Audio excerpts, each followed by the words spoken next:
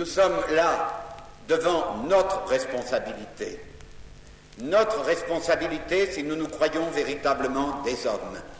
Quand il y a des crimes contre l'humanité à la dimension de celui-là, ce n'est plus vrai, ce n'est pas tolérable que l'on invoque cette idole, ce faux Dieu de l'absolutisme, de la souveraineté de quelque nation que ce soit. Est-ce qu'on n'est pas capable de comprendre que devant ce qui se passe au Bengale, qu'il n'y a plus de souveraineté absolue qui puisse être invoquée?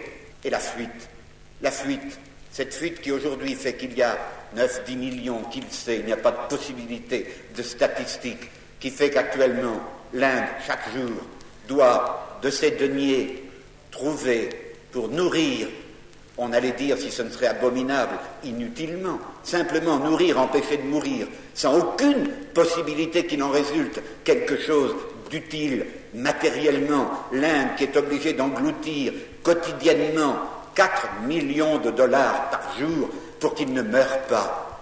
Les comptes les plus étroits de la Banque mondiale ont estimé que ce sera d'ici le 1er avril, c'est-à-dire 12 mois depuis l'arrivée du premier réfugié en mars, ce sera 900 millions de dollars que l'Inde aura perdu.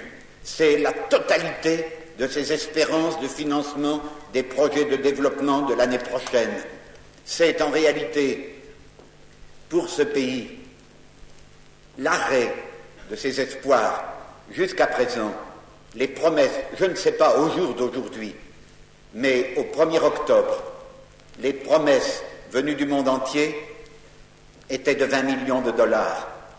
Il en avait été au 1er octobre versé moins de 10.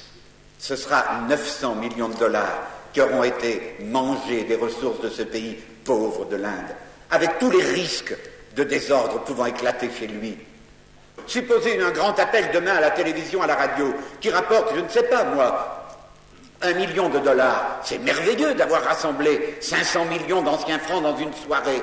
Mais si le lendemain on n'y pense plus, puisque l'Inde doit dépenser 2 milliards d'anciens francs par jour pour les nourrir, en une magnifique action de 500 millions d'un soir, on a permis de nourrir pendant un quart de journée. C'est tout.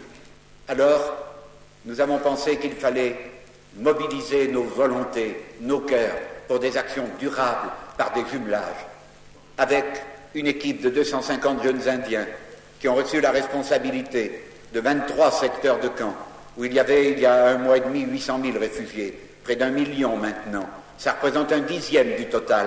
Un pays tout seul ne peut pas tout faire, mais nous voulons jumeler nos communes de France avec au moins ce million-là. Et c'est en route. C'est merveilleux de voir les réponses. Elles sont venues plus vite des petites communes. Elles commencent à venir des grandes villes. Et il faudra lutter durablement. Tous ceux qui sont au courant du problème savent que quelle que soit l'évolution politique, même celle qui serait la plus heureuse, ce sera très long, 1 année, peut-être davantage, avant que ces millions de pauvres paysans aient retrouvé leur terre, la possibilité de semer et d'arriver à la première moisson dans un pays ayant retrouvé la paix. Il va falloir, peut-être pendant 1 année, peut-être davantage. On a été capable de faire des jumelages entre les villes heureuses, prospères de nos grandes nations. C'est bien, c'est une entraide, c'est une amitié, on se connaît mieux. Est-ce qu'on ne sera pas capable, après s'être jumelé entre heureux, est-ce qu'on ne sera pas capable, dans un moment pareil, de faire la même chose avec la misère, entre un village, une ville, un arrondissement de Paris et un camp, et pour une action durable, et ensuite, en même temps, pour l'action politique, pour réclamer, pour exiger que notre gouvernement intervienne aux Nations Unies et avec les moyens qui sont ceux des États.